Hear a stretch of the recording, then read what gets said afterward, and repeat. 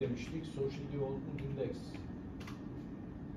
Such an incredibly crazy curve. You see, this is the steam engine and computers, merge of internet and everything. Now, here, let's say, starting from 2015 or something, emergence of artificial intelligence, right?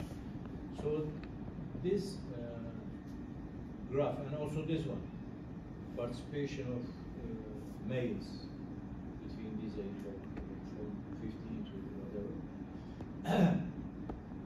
labor force participation. All these graphs and figures are taken from International Labor Organization or such organizations. So such graphs indicate the effect of technology in our lives, right?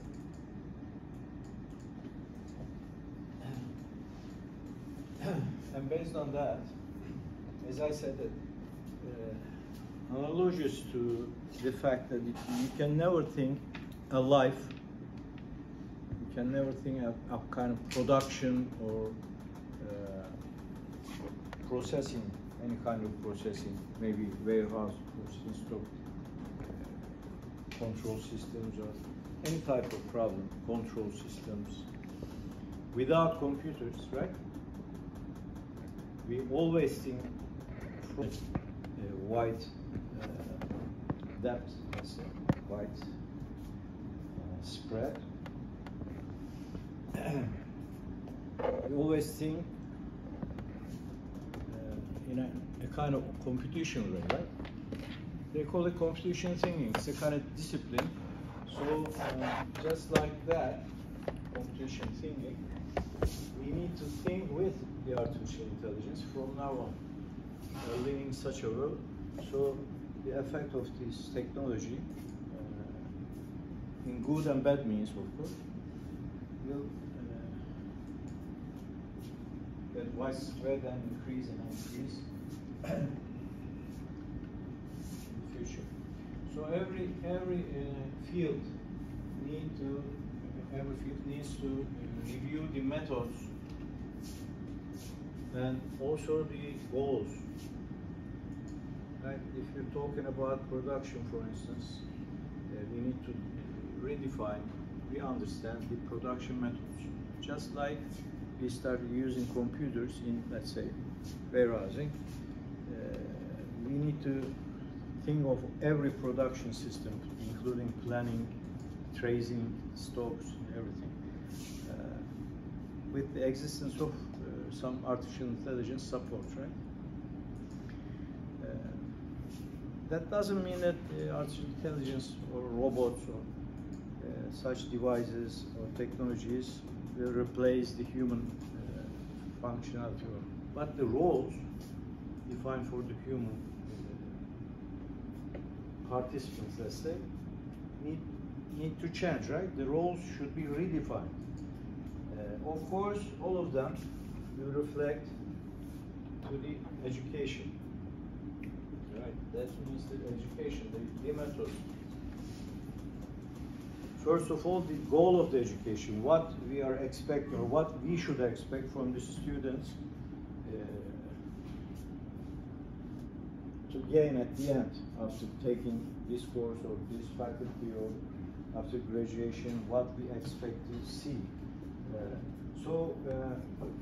From that point on, we need to understand the role of, let's say, instructors or teachers, not as knowledge providers or something, teaching some specific topic.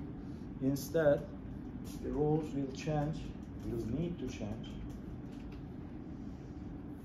to be a kind of tutoring or mentoring, helping the others to find the needed knowledge or knowledge source or such things. So it's not an easy answer to give, right? You're just describing the question here, not the answer. We cannot give the answers directly, and nobody can give. Actually, there are many constitutions internationally, whether it is commercial or not, working on this topic. So we're in such an era, all right? Therefore, during this course, we're dealing with one of the technologies or techniques of artificial intelligence, which is called the machine learning, right? So, right at the beginning of this course last week, I told about the difference or distinction between the automation systems and artificial intelligence systems. This is a typical automation system, right? We provide the input, and to produce such an output, we always think about what kind of processor or what is that. We can name it also the algorithm, the solution of the problem, right?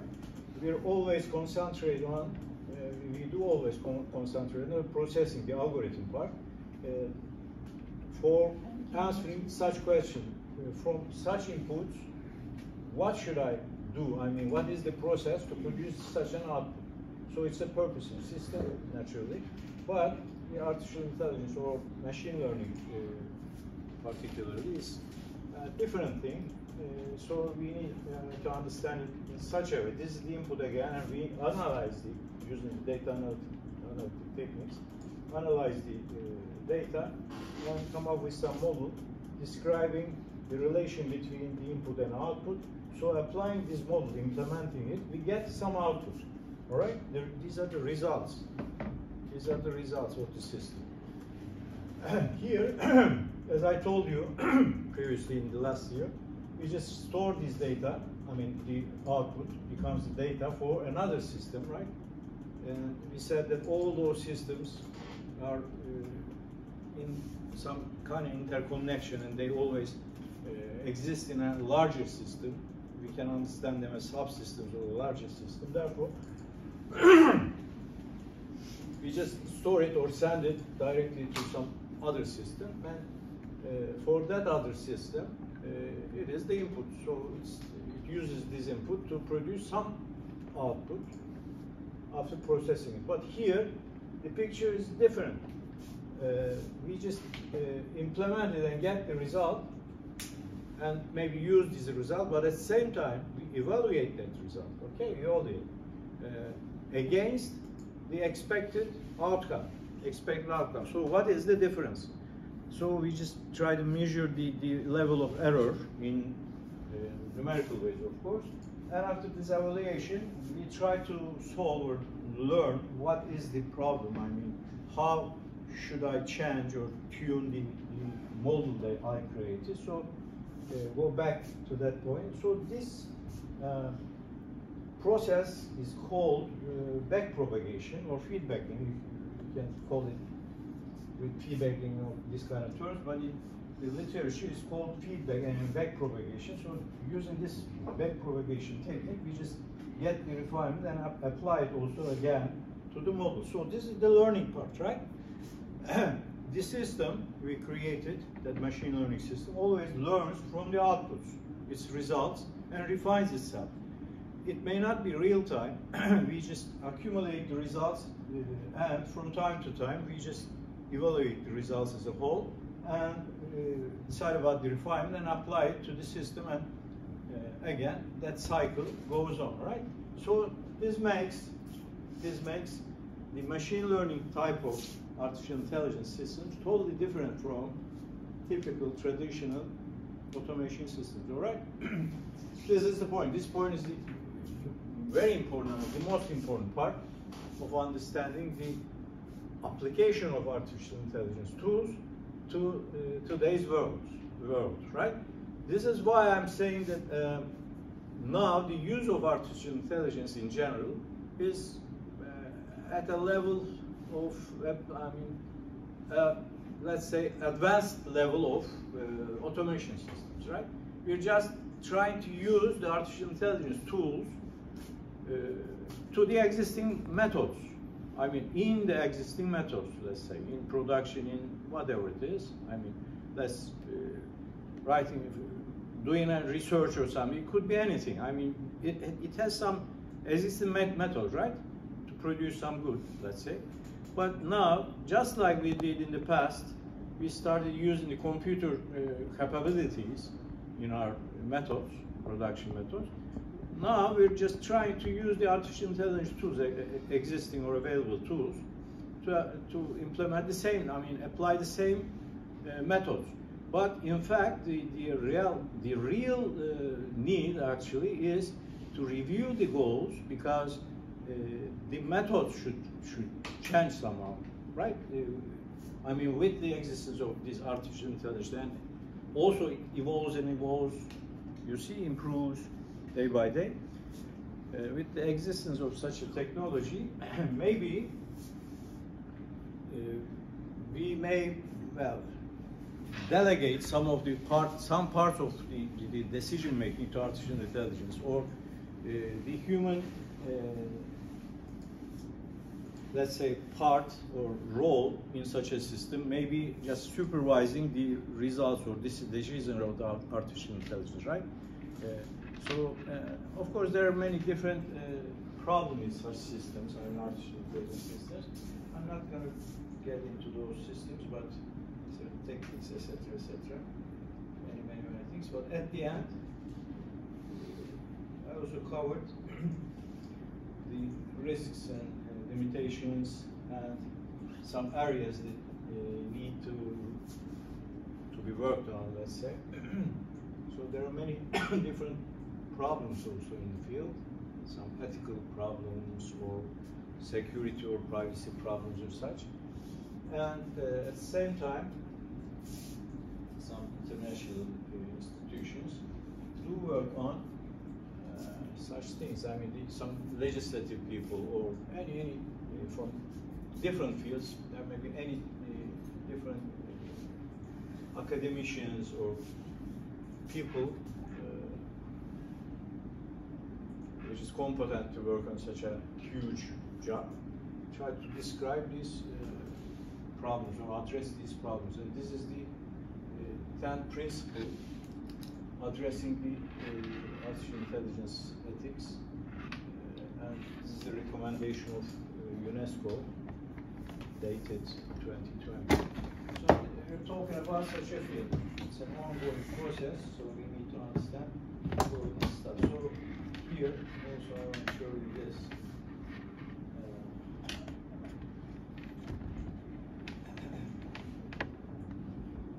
Yeah, here, as you see, that UNESCO is the leader, probably leader of the international institutions. Also, there are some technology companies, etc. They always publish such documents. A group of scientists or people from the technology or companies, see, in the field, get together and discuss and share their experience, etc., their opinions, and at the end, they just come up with some declaration and come up with some document advising the applicants of or practitioners of this artificial intelligence technology. They just give some advices or guidance, etc. So one of them is, what is this? Yeah, that one, AI competency framework for teachers. And this is for teachers, but at the same time, they also published another one, AI competency framework for students, okay, for your knowledge. And it is dated 2024, last year. It's very new, and you can read all these documents, check them out, okay? Take a note. There is a document published by UNESCO. You can read that document if you want, and it gives the kind of framework for students to tell them how to use the artificial intelligence tools for their, let's say, learning process, for learning, let's say, work. And some research, many actually, there are many different research, but someone is particularly important from Turkey. It's very fresh, I guess, 2024. I said it's very fresh. Yeah, absolutely. The particular research in Turkey, in Üsküdar University, some of our academicians worked on the relation between the use of artificial intelligence tools by the students and their academic performance, okay? He worked on it, and he found that there is a very high correlation between, right, to your knowledge. it's a serious research. He published it. It is also very fresh. So they claim that the students using the artificial intelligence tools better than the others get better grades, right? Performance better, so performance is measured, of course, through the grades. Okay, guys. So I just wanted to share some parts of this seminar. Okay. Now we can continue from the point we left last week. We were talking about the types of artificial machine learning techniques, right? What is machine learning, etc., etc. Then we told that at least for now we can name 3 different types of artificial machine learning technologies or algorithms. One is called supervised learning, and the other one is unsupervised. And also there is the third group. We can accumulate them or categorize them all together, maybe, which is not either supervised nor unsupervised learning, but it's a different approach by itself. Reinforcement learning, or also there are some other methods we told. And I also, because of the time limitations during the semester, we can not cover all of them, of course, it's impossible, but we cover these 2. And also, we talk about this a little bit, but the rest will be left to your curiosity and your efforts, as I said, right? You need to work on them, because it's very fair. It is, as I said, impossible because of the time limit, but at the same time, it doesn't make any difference. I mean, even if we can cover all these technologies available today, or you learn all of them, those technologies become obsolete pretty soon, right? Let's say, whatever, new technique, let's say batch learning, or whatever. This is an approach and technique. It has some algorithms behind, or underlying algorithms. Through those algorithms we apply these approaches, right? But there may be some advancement, let's say next month or maybe today, who knows, putting such a knowledge of, let's say, batch learning or another technique obsolete, all, right? So you can never catch up with the technology because it evolves very rapidly. Therefore, that also implies that you need to work to learn these technologies, uprising technologies, by yourself, right? You need to understand this fact, so prepare yourself accordingly. So we also told about what supervised and unsupervised learning is. Right, guys? We covered all this stuff. If we have the outputs as labeled, I mean, this is, let's say, spam, this is not spam, or this is malicious or not, then we apply such supervised learning techniques. Okay? And for this, there are a couple of different algorithms which should be counted in the supervised learning category. One of them is regression. If we have time, we'll get into regression again. Okay, you know this. That's all. Show next time. Okay. All of them are supervised learning algorithms or techniques. And also we talked about unsupervised learning. What was it? You also know what clustering is. Last semester we covered this topic also. How to group unsupervised, unlabeled data, right, through clustering method. And also we're going to talk about principal component analysis method or technique. And also I mentioned that there is another thing called reinforcement learning, and gave you some idea about how it works, right? Instead of categorizing on everything, we just observe the environment. Of course, there is a purpose. I mean, we need to make a decision let's say if it's an unmanned vehicle, we need to take an action. We need to decide about whether we need to go straight or turn right or left or whatever. So we just randomly make a decision and take action based on this decision. And again, we just evaluate the result. Okay. Of course, the evaluation should base on some certain predefined and numerical, of course, criteria, right? I mean, you cannot say it is good, it is fair, it is bad, right? This badness or goodness should be defined numerically somehow.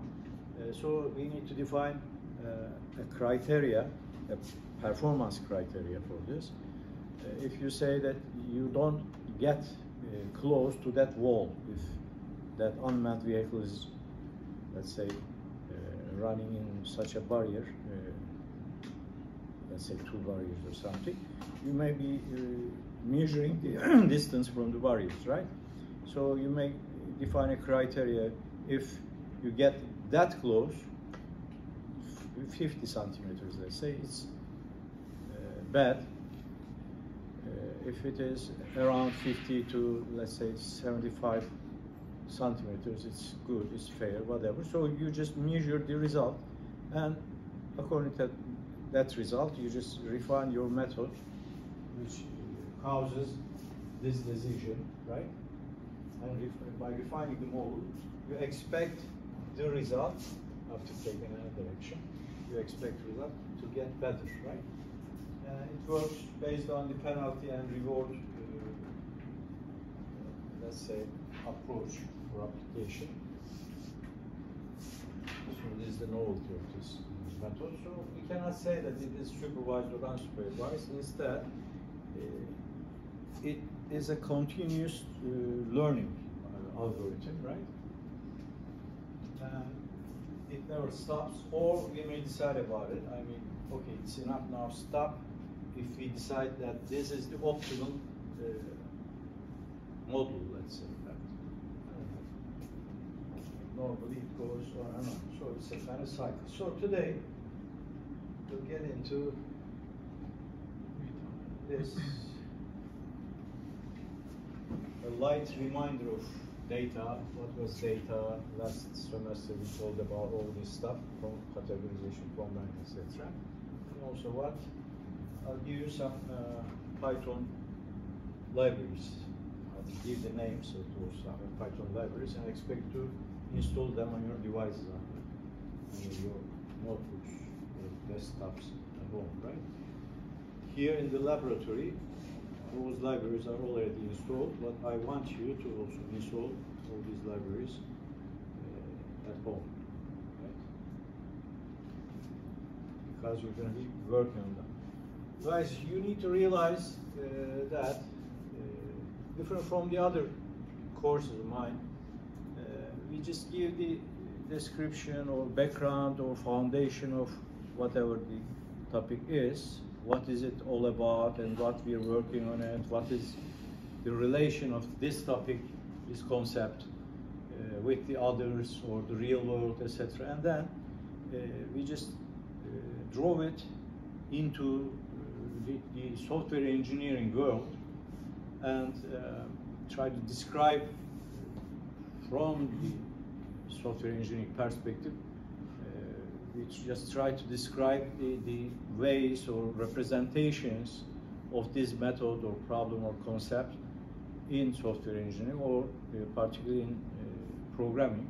Then we write the code which applies that method, maybe algorithm or concept or whatever, on a real-world example, or it may be not a real-world example, but instead an example to apply it. So we write programs here in laboratory, or either I share some programs I wrote earlier and discuss about it and try to understand. But different from this, let's say, method of teaching,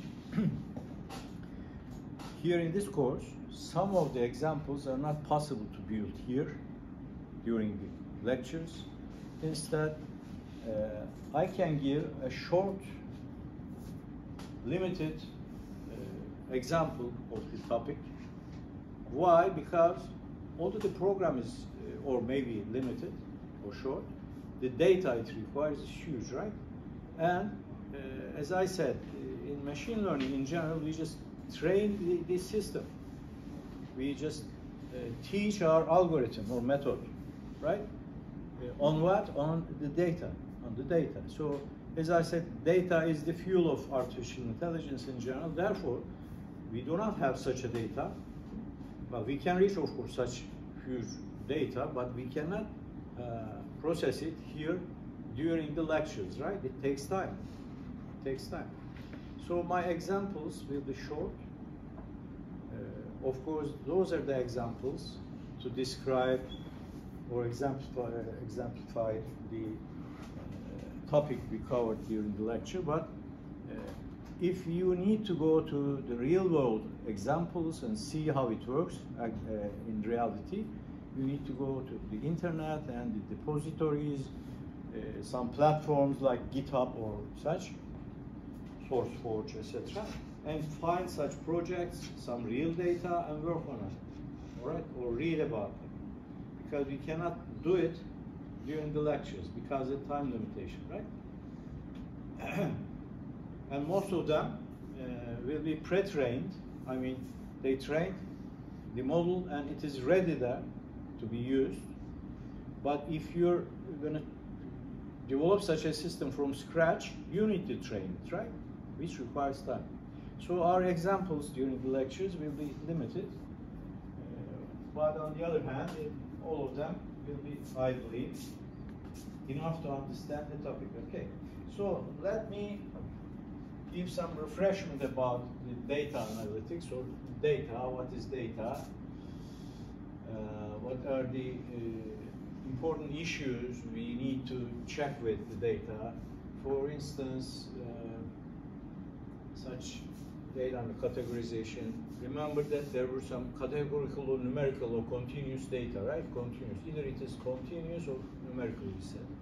Categorical, we said. If it is categorical, we deal with this data, with this type of data, in different ways. We use different methods. For instance, if we're about to apply a correlation analysis or something, we need to, for instance, use the what was it? Pearson method, right? Pearson coefficient correlation coefficient method or algorithm on numerical data mostly, or principally it should be continuous data, and it should meet some criteria.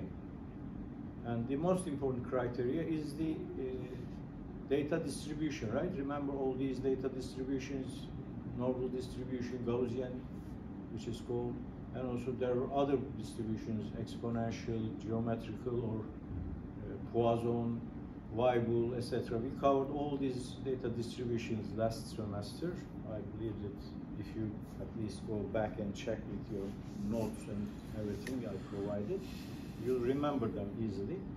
So if the data is continuous and, as I said, it meets some certain criteria as being a normal distribution, then we can apply, or we should apply, the Pearson method. Otherwise, with categorical data, we need to apply, for instance, Sperman or Canlal's models or methods. Therefore, there were some moments of data, right? All these moments like mean or standard deviation or all kind of stuff, skewness or kurtosis or all these interesting moments. We try to understand the qualities of the data by looking at the quantities we derive by computing the, let's say, mean or median or whatever, all these moments.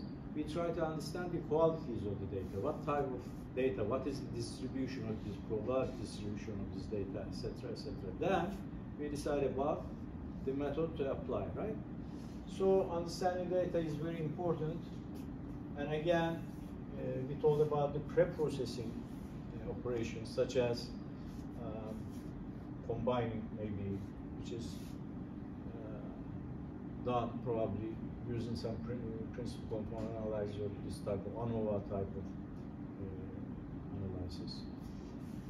Or we told about normalization, right? Or standardization. We just normalize the data, and because it may be different scales, right?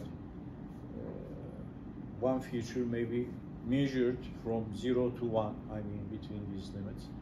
On the other hand, the other one may be in the thousands level, let's say, maybe 10,000 to 100,000 or whatever.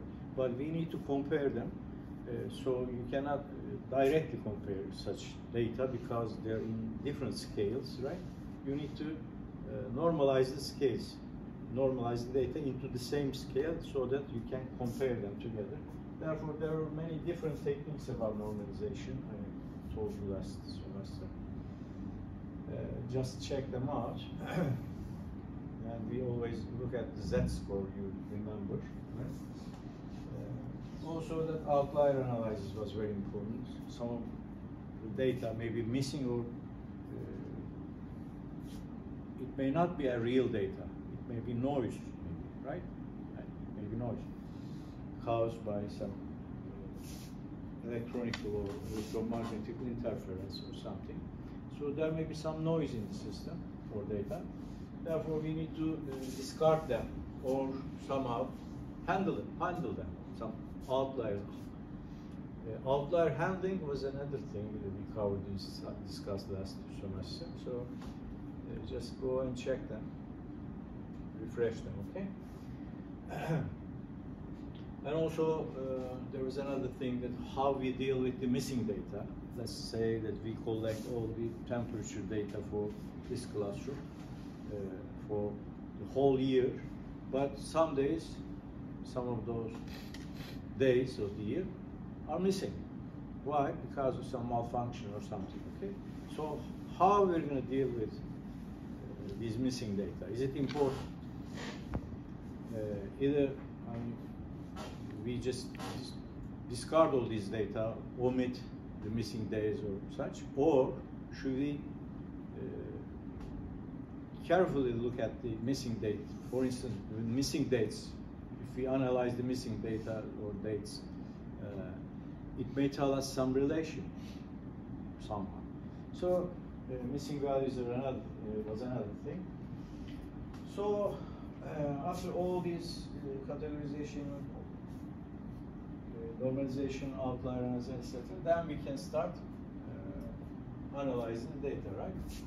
So we call it pre-processing. But before that, again, there were some data continuous or categorical, such as woman, man, or short, long, whatever. Well, or how we can call it, rich, poor, whatever, right? So if we categorize the data or collect the data in such a way, categorical data, we again need to convert into all this data into the numerical form and deal with it using some different techniques. Okay.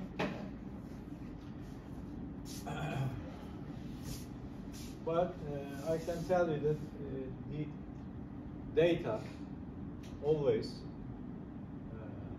come in some table form in machine learning. We always use the data in a table form, processed data in the table form. That means that every row of the table represents an observation. Okay?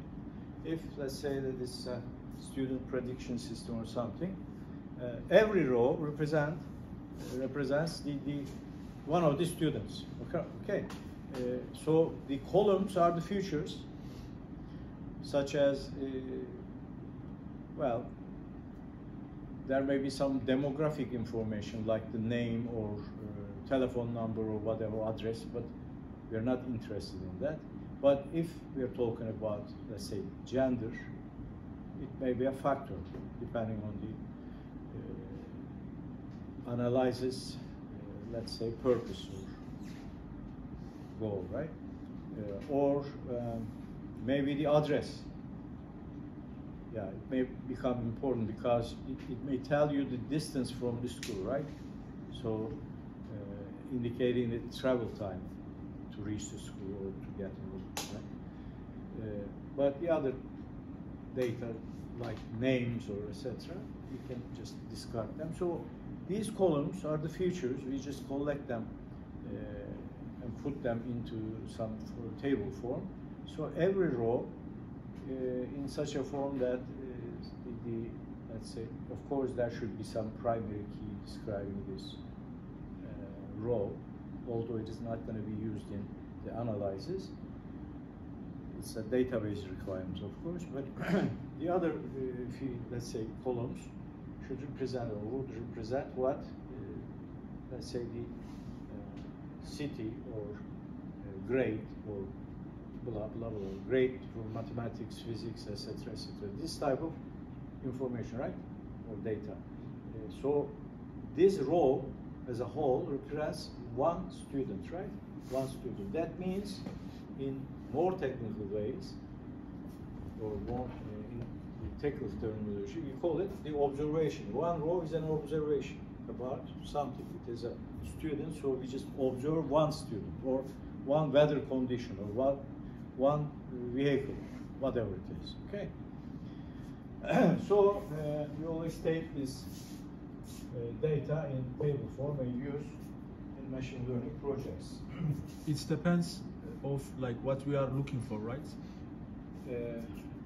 Independent of the subject, it should be always in some table form, or if it is not, we need to put it into some table form, right? Of course, after all this analyzing, deciding about the features, significant features, etc., what we're going to work on, which features we'll take into account, then that describes the columns, right? And every observation is just put into record by record into this table form, right? And then we use some machine learning tools. Okay, let me cover the next.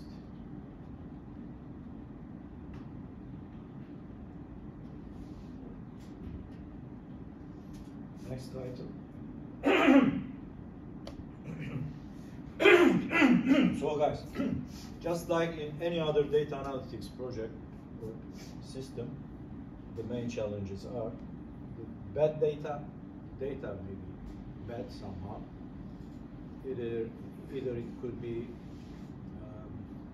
incorrect data, missing data, insufficient data, whatever, right? Or the model is bad. But before that, you should remember that you need to choose the features to work on, right? The features, what feature, what indicator, what is significant for student performance, for instance. You'll decide about it. Of course, that decision will be based on some data analysis, okay? If you do this correctly, then no problem. But otherwise, you may choose, let's say, two features. You include two features into the analysis, but these two features are not independent. They are somehow related to each other. Like, does she have children, for instance, and is she married? So if she's married, she's probably, she has some children. Related. So these two features are actually indicating the same thing. So if you put these two features together, put it into model, so it's kind of bad modeling. Therefore, these are the main challenges. Either bad data or bad model we need to take care. Okay. And also Python libs. Most of the libraries are very familiar to you, but let me remind you, NumPy we're going to use in machine learning projects, which is for scientific computations, and especially for matrix computations, and most of the computations will be based on matrices. And we'll use this one, SciPy or SciPy or whatever, for this. If you don't have or don't haven't installed all these libraries, you need to install them, okay? Install this, and also pandas, which is data manipulation, basically. And these are for data, visualizations. Seaborn, for instance, is stronger than this one, but it is, it works on this, or every library may require, some of the libraries may require the other libraries. For instance, SciPy, for instance, requires this one, etc. But you know that pip tool, install tool, handles all these requirements and everything.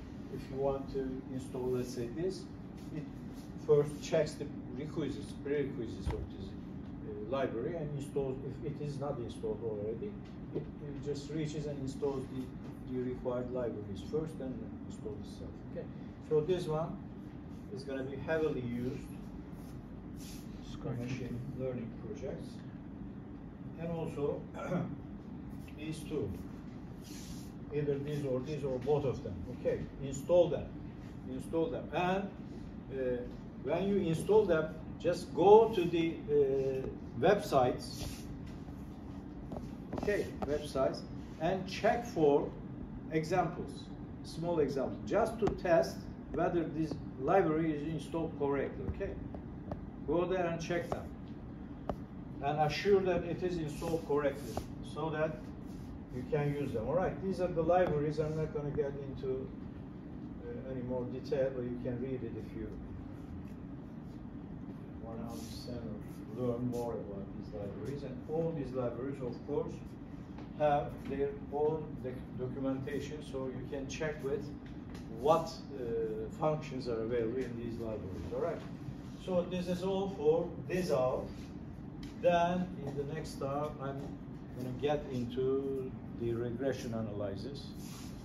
Today we have the systems analysis and design course, so I'll steal some of the time from that course and you see management. All right. Any questions? Yok. Harikasınız ya. Herkes her şeyi anlıyor. Sorun yok. No problem. If you're happy, I'm happy. Okay. Let's take a short break of 10 minutes. Last semester, we told about regression, what regression is, among the other techniques, right? That data, one of the most important data analytic techniques. And also, I told the difference or relation, let's say, between the correlation analysis, regression analysis, and hypothesis testing, right? So actually, every regression or correlation analysis is a kind of hypothesis. At the end, you just put forward a hypothesis telling that this feature or this piece of data is somehow related to this piece of data, or it determines this output, or this group of data or features determine this output, right? So this is a kind of claim or hypothesis, and that means that at the end you need to check or test whether this hypothesis is correct or not. Of course, through such methods, correlation analysis, regression analysis, we just try to understand the relationship between different variables, and based on the relationship we discover through the data analytics, we build a model, and that model is used for predicting some outputs, which is called the dependent output, right? If we're talking about regression analysis, that output is called the dependent variable. Therefore, based on this model view, we just apply some new data to that model and come up with some prediction. That prediction will be different the actual value somehow. There will be some difference between, but then we need to check or test whether this difference is significant or not, right? Or, in other words, we need to understand the topic in such a way. This is our sample group, okay? This is our sample group. That means that there are different data here spread around, okay? It may be two-dimensional in this example, or three-dimensional, whatever, right? Guys, when I say dimension, what do I imply? What is dimension in data? Dimension. When we say dimension, what is it all about? I mean, what is dimension? Dimension of data. What is it? For instance, here in three-dimensional data, we say that this is something, this is something, this is something. So, what these three axes represent? What is it? This is the dimensions, right? So we call this data, such data, three-dimensional data. What is dimension? The area? Not area, not area. When we say dimension, we are actually talking about, let's say this is the working hours. This is the education. This, or working hours, let's say education, experience, and this is the salary. Okay, so we just put the data according to these three variables. So we come up with, I mean, we describe this data set, right? Therefore, if this is three-dimensional data, actually, when we say dimension, we're talking about futures, right? Futures. What futures we are analyzing? Huh? So somehow, dimension is the equivalent saying of futures, number of variables, independent or dependent variables, right? Therefore, here, let's assume that we have such a data. So, by looking at the data, let's assume one dimension, this one for instance, is the dependent variable.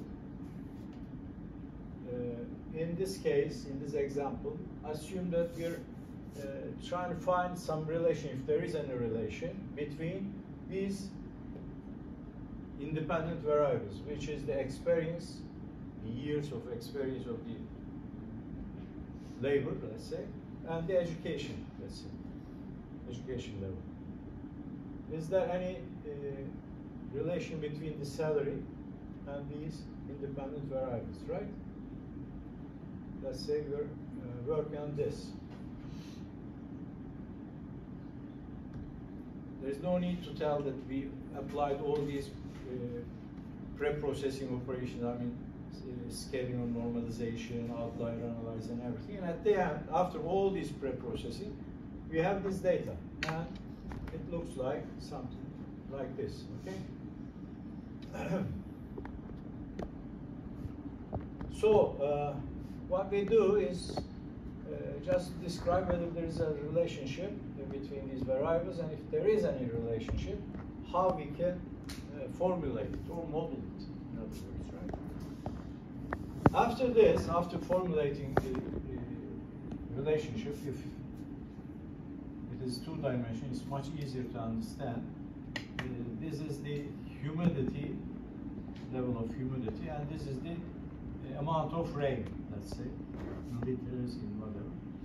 So let's say that there is a relationship like this, okay?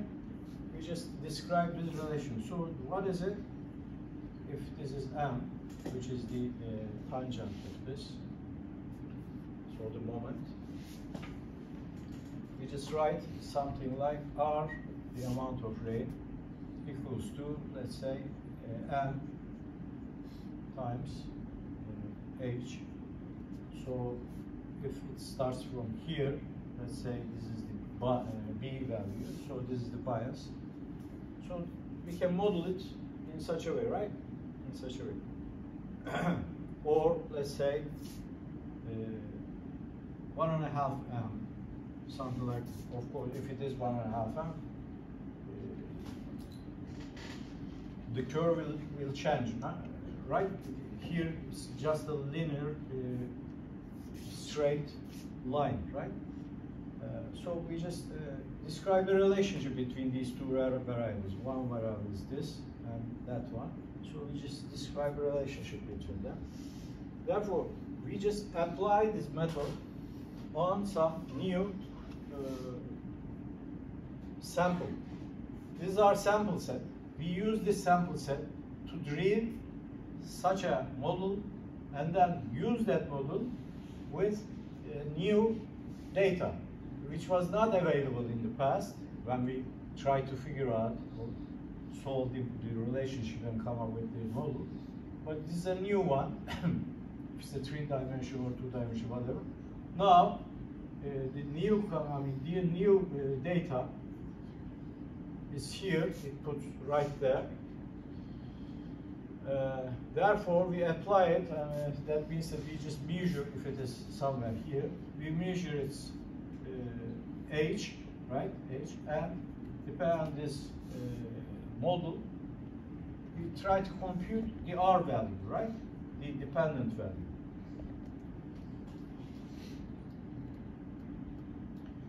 Actually, what we are saying is this new sample or observation, in statistical terms, what we are saying or what we are claiming is this new sample or observation belongs to the same data set. That means that there is no difference in terms of the moments and everything of this data set. There is no difference between this new sample and the sample set. We derived this formula, right? So this is a hypothesis, actually. We just hypothesizing. We're just hypothesizing that there is no difference. Remember that in hypothesis testing, there was a hypothesis called H0, null hypothesis, claiming that there is no difference between this sample and the population. No difference. Well, actually, there will be some difference in terms of the means and etc. But in fact, we are saying that the difference is not significant. Okay, and we tested it, whether it is significant or not. And how we described it, remember this, if it meets the Gaussian distribution, it doesn't fall into this region, right? Either this region or that region. Let's say that this is 5% and 5% again. So we can say that it will be in this area with the confidence level of 90%. This is a hypothesis. Therefore, we test this hypothesis through some methods. We learned about it. And it is the same. It is the same in correlation analysis and also regression analysis, right? Again, just to provide you a framework about what regression analysis is about. Remember that we get some set of data, and of course, since it's a supervised learning method, we know the labels, which means that the amount of, this is the dependent variable, the amount of rain, we know it in advance, right? Or the salary of that guy, right? We know it in advance. So this is a labeled data. Either it is continuous or not. Here in this example or this example, the data is continuous because the humidity or the amount of rain is a numerical continuous value, right? It is not something true or false. It can change by time. Yeah, change and gradually change. I mean, it is not categorical. It is male, female, or not such a data, right? Not categorical. It's a numerical continuous data, right? The amount of rain or the temperature, 27.6, 27.5, whatever, right? Continuous data. Okay, but the outcome the label is known in advance. Therefore, we apply or count the regression analysis in supervised learning. Okay, supervised learning. What we are learning actually is the relationship between some dependent variable and some independent variables. Here, we are claiming that the amount of salary depends on the years of experience and education level, all right? Or education years or whatever. So this is a hypothesis and we test it, and at the end, if there is a significant or acceptable relationship between these variables, we just build the model, right? As you see, that means that we learn the relationship. This is the learning part of this problem, right? This is machine learning. So we use the machine, the computer, through some methods, algorithms, right? To discover the relationship between these variables. Again, it can be one-to-one relationship, just like this one, okay? So simple linear regression we're talking about, or there may be multiple factors affecting the outcome, which is the dependent variable. So in that case, we call it multiple regression problem, okay? This is the only difference. All right, guys. So all this stuff about regression analysis we covered last semester also, and I believe that you remember when I refresh all this stuff. So what is new here? Well, we take the same thing from the machine learning perspective. Here, I'm not only telling about what regression analysis is and what is the multiple regression, linear regression, etc. What are the differences, the important points, etc., etc. How to deal with categorical data, etc. From statistical or data analytics point of view. But instead, what I'm saying here is, now I use the learning word, right? What I'm saying is, by looking at or analyzing this set of data, which is our population, or let's say sample set, we try to learn the relationship. Okay, this is the learning part, and then we apply it to new data to predict some outcome. Okay. In such examples, I mean, in such supervised learning applications or methods in machine learning, traditionally we do such a thing. Let's say that this is our example and sample data. We just take 80% of this data, 80%. Okay. For training, we call it training. The system discovering the relationship behind, I mean, underlying relationship between independent and dependent variables. We call it training. So we train the system. The system solves out the relationship, if there is any, and then it comes up with some model. And then we use the remaining 20% to test our model. Just like it is a new data, we just give it or feed it into the system and check the result, okay? And compare it with the actual result and measure the system, measure the error, right? And at the end, we decide about how successful the model we developed or trained, okay? The error level or performance of the predicted or trained method or model from the machine learning perspective. Okay, so we are putting the same thing in theoretical framework. We just take it and use it, put it into the machine learning framework, and use the same technique. This is why I told you about regression analysis and also clustering in the last semester, right? So, as I said, it's a three-stage application or implementation. What is it? First, we get the sample data set and get its 80% and use it for training and review the model.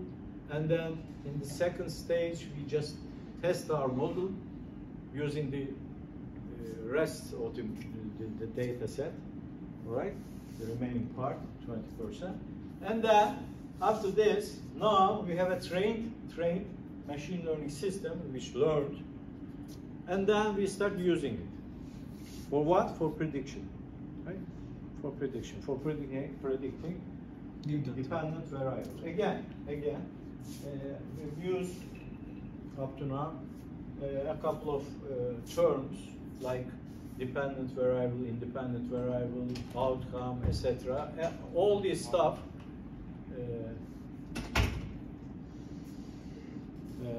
were also in your texts about regression analysis and everything. If you need, you can get back to refresh your data. Lan iyice kafamı karıştırdılar, bilgiler çıktılar ya. Okay.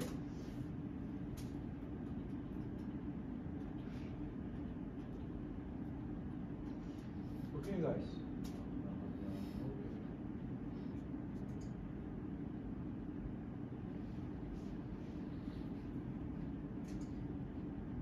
İstemiyor gibi ama.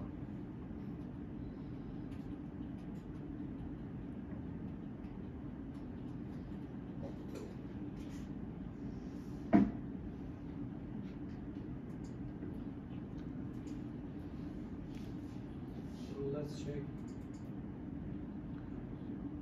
the text. Alright guys, these are the examples. For instance, predicting a house price based on the size, location, etc. Different factors. Here, what is the dependent variable? This is the dependent variable, right? The house price. You're just trying to predict the house price based on the independent variables, such as the size of the house, location of the house, number of bedrooms, etc., or stock prices, or sales revenue, blah blah. So how the system works? Just like I described, first we constrain the model through training, and then evaluate the model, which I said testing the model. And actually, this testing covers these two stuff. I mean, we just compute the mean square error or R squared score, etc., using this formula. Okay? And then, if it is acceptable, then we just use the model for prediction. Okay.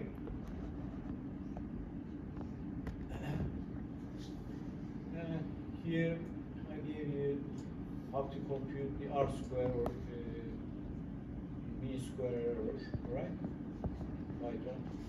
It's very easy actually, guys. You just get the library, I mean include the library, import it, and from that you just call the library and get the result, I mean mean squared, etc. Right? So there are a couple of different types of regression analysis. What is that? Linear regression, for instance. This is just like this one. This is the simple linear regression, just like this one. I wrote it here. Where was it? Just like this one. Okay. Some independent value, and some coefficient of this value, and some bias value. Okay. What is that bias value? Again, if this is our graph, and if it goes this way, I mean, it may be something like this, but at the end, we just through curve fitting come up with this curve, this line. Actually, this is our model. If it's a simple linear regression model, it's a line. So this is a line equation, right? Line equation, which gives the tangent of this moment, right? Derivative. So this is the dependent variable. But as you see, in It always starts from here, never goes beyond this value. So we always add this B value. What is this? It is called the bias value.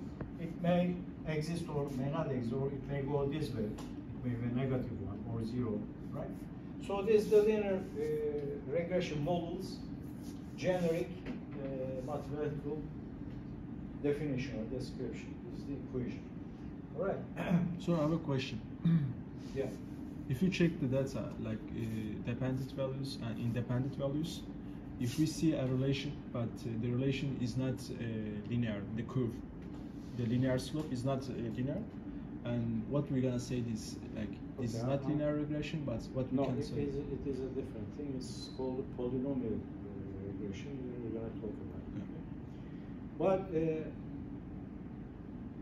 But I just want you to go back again to your notes and read about the regression, from the statistical perspective, and remind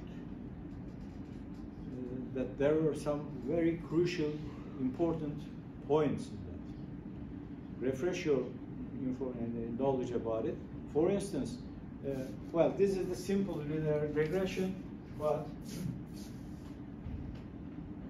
if there are more than 2 independent values, variables, okay? Now we're talking about, where is it? Linear regression. We're talking about a multiple linear regression again. So here there are more than 1 independent variables or factors. These independent variables are determinants of this output, which is the dependent variable, but there are more than 1, as you see. In the previous example, we only considered the size of the house, but here we also included 2 more independent variables, number of bedrooms and location, and then this is the dependent variable. All right? Here, again, this is a linear relation, but involving in more than 1 variable. So all these variables represent a dimension. So if there are more than 3, you cannot draw them or see them graphically or represent them graphically visually. Although we cannot visualize it, we can still describe the relationship and the model itself. So these are the example programs, okay? And you can reach the programs here actually. Where is it?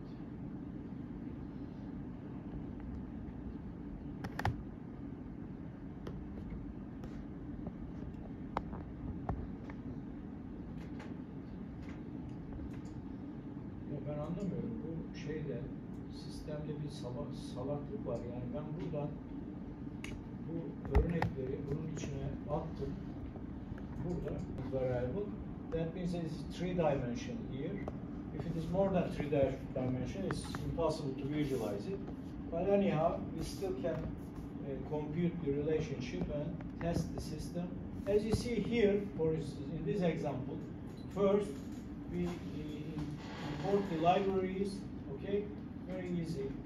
Matplotlib and NumPy, and then Skipler, see. From that, we just import linear regression model, and to compute these mean square, etc., we just import this. Okay, here we just construct the model. Actually, we provided data. Well, here I just provided data manually, or I just put it into the code. Instead, we may be getting it from somewhere. I mean, it may be residing in some data file, let's say. You can read it from there or through pandas or whatever, or you can take it from some data repository or whatever. So you just get the data of the output are known in advance. That means that this data is labeled, the output is known in advance. Therefore, this is what is that? Supervised learning method. Okay? We can supervise whether the result, the prediction, is correct or how correct it is. We can test it, right? Test against what? to measure the performance of the prediction, you have to know the exact answer, the correct answer. You predicted some answer, and you need to compare it with the exact true value, right? True value. That means that you have to know the true value so that you can compare it and measure the error, right? This is why we call it supervised. We supervise. How? As I said, we use the 80% of the data for training purposes, build the model, and then supervise it, test it on that 20% part, and refine the model. All right? This is why this method is called supervised learning. So in the code, again, we train the data. This is the linear regression model. And when we call it, I mean the fitted, it means train the system. So this is the trained, and this is the trained model. Actually, it gives us the model. So using this model, we just call this predict function. But now we evaluate the system.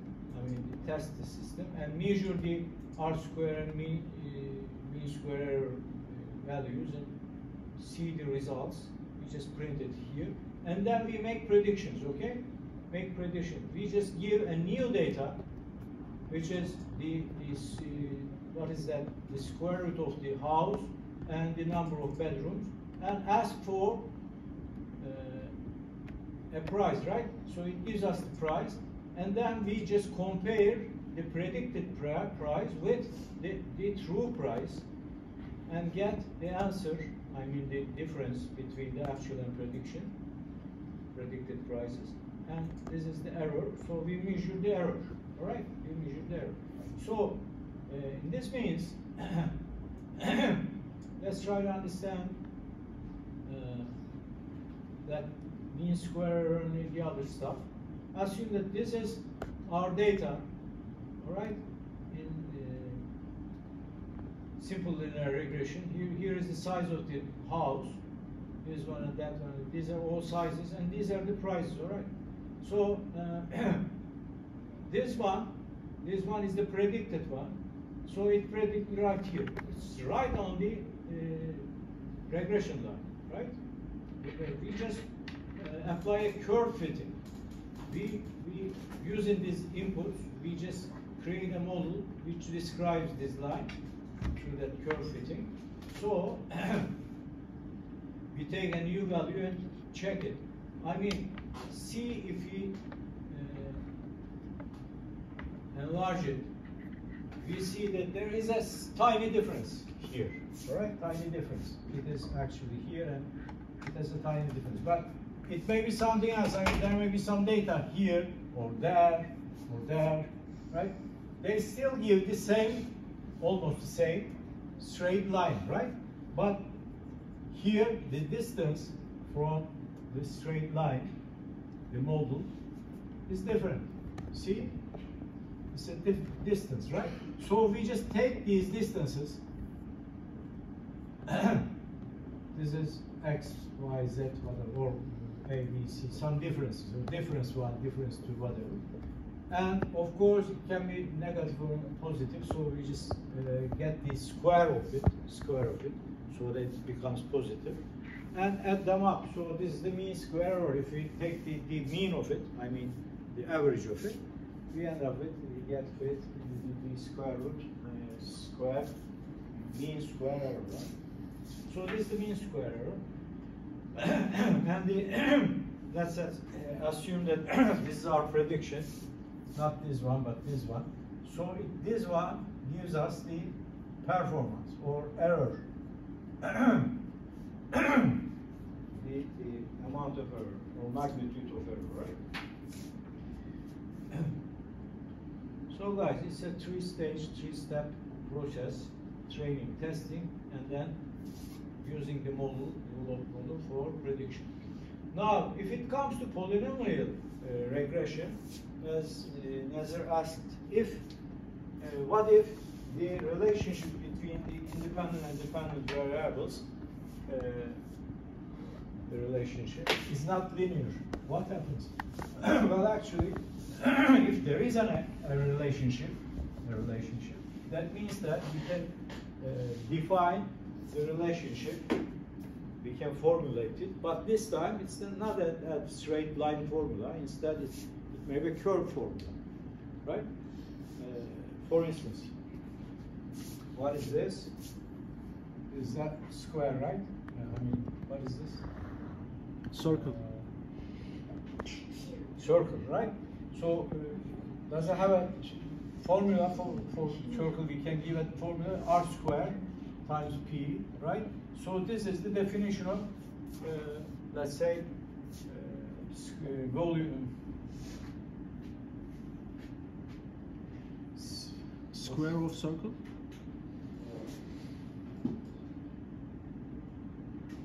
Space, right? Or volume or whatever, right? Of this. So we just define the relationship between this and that, right? This is diameter, right? Yes. We just define the relationship, but this time it is not a straight line or something. Instead, it's a circle, right? Not a straight linear relationship, but we can still define a relationship. So it's a kind of polynomial, like a different curve or whatever. It can be something like this or whatever. If there is a relationship, we can give the formula about it. In this case, we just use such formulas. For instance, this one. This represents a polynomial regression model or equation, right? Here, you see power of x's, square and power, etc. It goes this way, again bias. And here, this is independent variable. So here in this case, for instance, I get different numbers. So here, the relationship is something else. It is not a straight line, but instead it is something like this, okay? Something like this. So instead of drawing such a line as a straight line, we just draw this line, all right? So it describes the relationship, but this time it's a polynomial relationship. It is the same, and here, for instance, in this example, we just try to predict the population growth, okay? Population growth. We apply the same things, we get the square root error, etc., mean square root. And here also, multiple polynomial regression, we can talk about multiple polynomial regression. That means there may be, again, just like multi-linear regression, there may be more than one independent variables, therefore, but all of them, or some of them, are in some kind of polynomial relation with the outcome, okay? Maybe square, some exponential value, whatever. But we still can describe it, therefore, we can apply the same system. And in fact, in real world examples, we encounter with some multi-polynomial regression relationships very frequently. Most of the relations are, or very rare of the relations are simple, straight, linear regressions. Instead, most of the time, we encounter with multi-polynomial examples. Some of the independent variables may have some linear relationship, but the other polynomial, all right? So, this is the example of this. Unfortunately, I cannot run the program. I don't know why, but it doesn't work when we talk about it. Tell the IT department. And here, this is a multi-polynomial example. But since this is a multi-dimensional, I just put only the distance from city, just to show you the relationship. And there is another thing called logistic regression. We're going to talk about it later, next week probably. So how we're going to choose, how we should choose the regression model? Well, it's very easy. These are the scenarios. There is only one independent variable, and it has a linear regression, and we choose this, or otherwise choose that, etc., etc. So here there is another part. here in this example, I used a data set from some data repository, which is available in the data sets of scikit-learn internally. It's provided. So we use this California housing data set, and we worked on this data set. But there are some other very interesting concepts. We need to check the residual plot and decide about whether the results are acceptable or not, how that residual plot works, etc. So maybe we can talk about them later on, or I can leave them to you to understand and read them and understand them. Okay, because it's a large system, and actually it takes time to train the system and everything. So I just give it just as an example.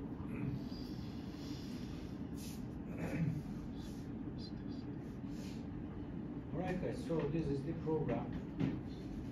I also give you the programs if you want. But here at the end, in this program I draw two different plots. One is the actual and predicted values conversion here, as you see. And also the residual. Residual plots give us many different indications of relationships. Right? And this is the data set, this is the predictors, and this is the analysis of this residual plot. If you see something like this, I mean, the residual plot should give you, if it's a reliable model you develop, I mean constructed, it should give you some scattered points scattered around that zero value. But if such a line exists or some trend exists, it indicates something fishy. I mean, there may be some problem with your model. But actually, in this example, I took only a few independent variables. In fact, in the real data set, there are more than the number of I choose, but actually there were more than, I don't remember, I took maybe 2 or 3 independent variables. In the real data set, there are more than 2 or 3 variables.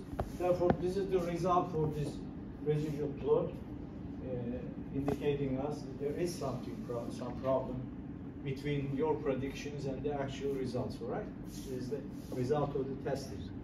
And by looking at this residual plot and checking with the indications, you can go back and work on the model in some certain ways. I also tell you here what to do after this point. If you discover this property or occurrence, then you need to go transform the variable, apply such methods, feature engineering, try to figure out whether there are some other features or independent variables which affect the outcome, but you didn't consider, so you didn't put it into the data analysis during the model construction, etc. So you need to go back and work on the model from the beginning. Okay. So next week we're going to talk about the logistic regression, which is a different type of regression. Why it is different? Because the data type is different. But let me talk about it next week. Not this week, not today, but next week we can cover it or discuss it. Okay. Any questions about regression, analyzing regression, application in machine learning? Any questions?